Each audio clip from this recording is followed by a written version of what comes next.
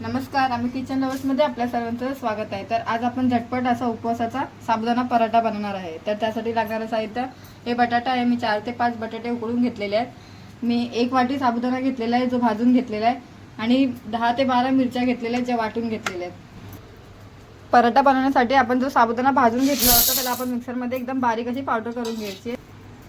तर अशाच प्रकारे मी याची पावडर बनवून घेतलेली आहे। ह्याला आता आपण चाळणीच्या सहाय्याने एकदम बारीक असं चाळून घेऊ।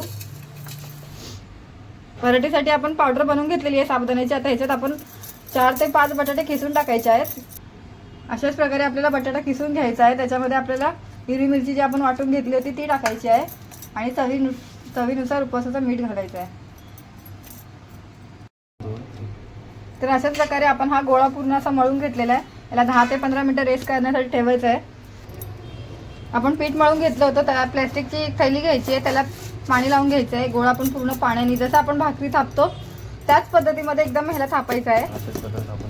अशाच प्रकारे आपल्याला थापून घ्यायचं आहे जसं आपण एक भाकरी थापतो। ह्याला लाटता जमणारच नाही, जितकं होईल तितकं पाण्याचा हात लावून ह्याला थापून घ्यायचं आहे। आता आपण थोडंसं तेल तव्यावर सोडूया। तर अशाच प्रकारे आपला साबुदाणा पराठा तयार झालेला आहे। तुम्ही एन्जॉय करू शकता ठेच्यासोबत त्याला। तुम्ही दुसऱ्या व्हिडिओचं बघून ॲक्च्युली ह्याला खरं तर ह्याला दुसऱ्या व्हिडिओमध्ये बघून लाटायचा प्रयत्न करू नका, कारण हे लाटले जात नाही। तुम्ही ह्याला थापूनच बनवू शकता।